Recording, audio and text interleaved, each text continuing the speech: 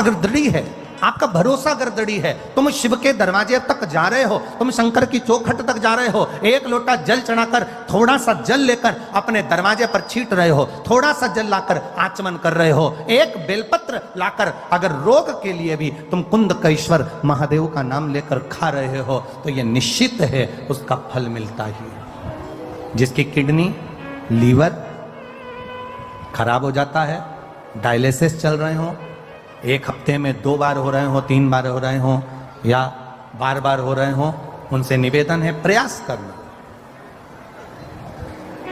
प्रयास करिए। एक सफेद दुर्वा, दुर्वा जानते हो सब लोग? अरे जम के तो बोलो। वो गणेश जी को जो धूप चढ़ती है दुर्वा, वो हरी होती है। ये जितनी हरी दुर्वा लगी होती है, इसमें एक सफेद दुर्वा भी लगी होती है, सफेद कलर की दुर्वा होती है। एक सफेद दुर्वा शिव जी को समर्पित कर कर 1 लोटा जल कुंदकेश्वर अवधूतेश्वर महादेव का नाम लेकर शंकर को समर्पित करें, और उस जल को लेकर वो दुर्वा को वापस उठाकर ले आए। जिसके डायलिसिस चल रहे हो या जिसका किडनी लीवर बेकार हो रहा हो, वो जल जो शिव जी पे चढ़ा हुआ है दुर्वा वाला, वो जल उसको दें। वो दुर्वा फिर वापस पानी में गला दें, और उसका पानी उस डायलिसिस वाले को, ज़्यादा मात्रा में पानी नहीं देना, केवल ये समझ लो कि एक छोटी चम्मच होती है, तो छोटी चम्मच से आधा चम्मच पानी भी अगर आपने उसको दिया, और उसके 1 हफ्ते में अगर 2 भी डायलिसिस चल रहे हैं, और कुंदकेश्वर अवधूतेश्वर महादेव का नाम लेकर अगर आप समर्पित कर रहे हो और वो जल उसको दे रहे हो, तो ये निश्चित है कि 4-5 हफ्ते में उसके डायलिसिस धीरे धीरे कम होना चालू हो जाएंगे और उसको लाभ मिलना प्रारंभ होगा, उसको लाभ मिलना प्रारंभ होगा। पर करना कब है इसको, कब कर सकते हैं?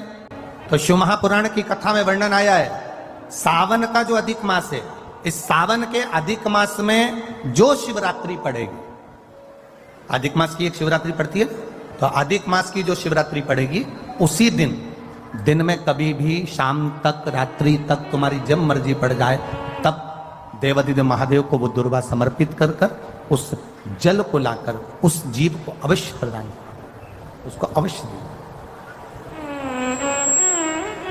शंभु ओघड़ी है, शंभु ओघड़ी।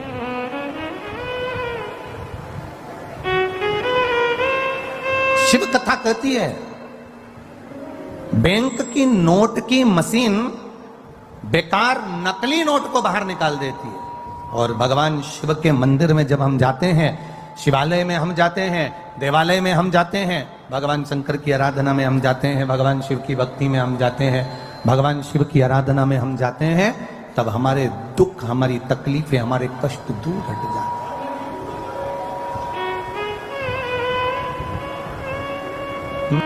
जिसके मुख से शब्द के पीछे का जो शब्द निकलता है, अगर वो निकल रहा है, तो समझ लेना कि उसके अंदर अहंकार समाहित होके जा रहा है।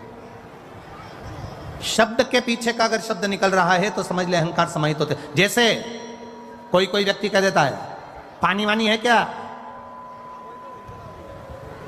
घड़ी वड़ी देखना जरा, मतलब घड़ी तो है, ये बड़ी शब्द कहां से आ गया? पानी तो है, पर वानी शब्द कहां से आ गया? कपड़े वपड़े हैं क्या, पानी वानी है क्या, रोटी वोटी है क्या, घड़ी वड़ी है क्या? कई लोगों की आदत होती है। प्रसाद वरसाद है क्या? अब ये प्रसाद तो है कि बरसात कहां से आ गया? घड़ी तो है, वड़ी कहां से आ गई? पानी तो है, वानी कहां से आ गई? कपड़ा तो है, वपड़ा कहां से आ गया?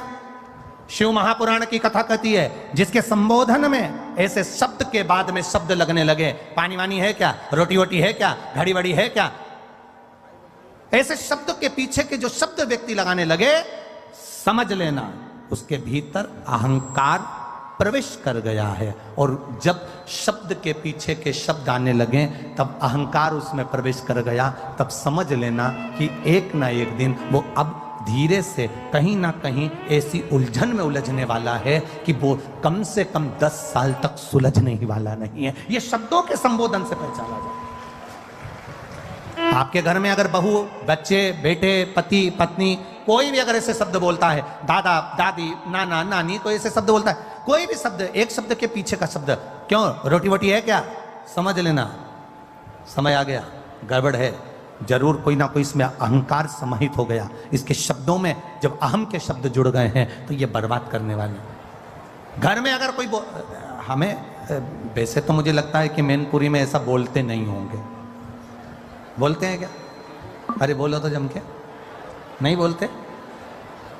कभी भी बोलने में तो नहीं आता कि पानी वानी हो तो ला दो, देखो जरा रोटी वोटी क्या बनी है।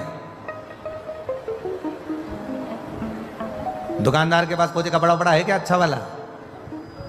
जब इस तरह के शब्दों पर शब्द की मार पड़ती है, दूसरे शब्दों का संबोधन आता है, अब शब्दों का संबोधन जुड़ जाता है, तब समझ लें कहीं ना कहीं अहंकार, कहीं ना कहीं अभिमत्ता, कहीं ना कहीं अभिमान, कहीं ना कहीं अहम हमारे सामने आकर खड़ा हो जाता है।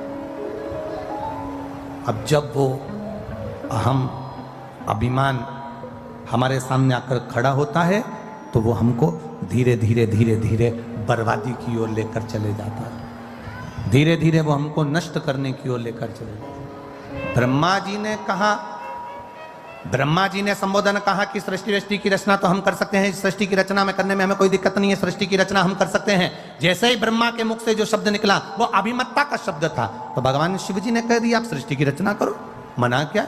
ब्रह्मा जी ने सृष्टि की रचना करी, ब्रह्मा जी बात नहीं कर सकते, पर मेरा महादेव, मेरा शिव, मेरा ओघड़े, मेरा शंकर, जब तुम जल चढ़ाने जाते हो, जल चढ़ाते समय तुम्हारे हाथ को मेरा महादेव पहचान जाता है, कितनी दुखी है, क्या दुख है, क्या तकलीफ है, क्या कष्ट है, मेरा महादेव।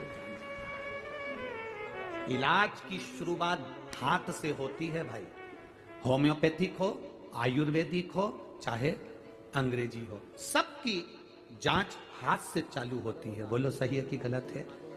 बीपी, शुगर, थायराइड, बुखार, सर्दी, खांसी, जो भी जांचना है बीमारी, डॉक्टर भी हाथ पकड़ेगा, आयुर्वेदिक भी हाथ पकड़ेगा, होम्योपैथिक वाला भी हाथ पकड़ेगा, जांच हाथ से चालू होती है। इसलिए आपसे बार बार कहते हैं कि 1 लोटा जल महादेव को चढ़ाने जाओ, क्योंकि ये जांच हाथ से होती है। महादेव जल चढ़ाते समय हाथ देख लेता है, इसको तकलीफ क्या है, इसको कष्ट क्या है, क्या दुख है, इसको तो हाथ से पहचान जाता है। डॉक्टर नाड़ी देखने के बाद भी मरते हुए को बचा नहीं सकता। बोलो सही है कि गलत है? डॉक्टर नाड़ी देखते हुए भी मरने वाले को बचा नहीं सकता, अगर वहां से आ गई तो। डॉक्टर नाड़ी पकड़कर मरने वाले को नहीं बचा सकता। भीम, अर्जुन, नकुल, सहदेव साड़ी देखकर भी द्रौपदी की साड़ी नहीं बचा पाए, ना बचा पाए। साड़ी खिंचा रही थी भरी सभा में और पांडव बैठे रहे, उसकी साड़ी नहीं बचा पाए।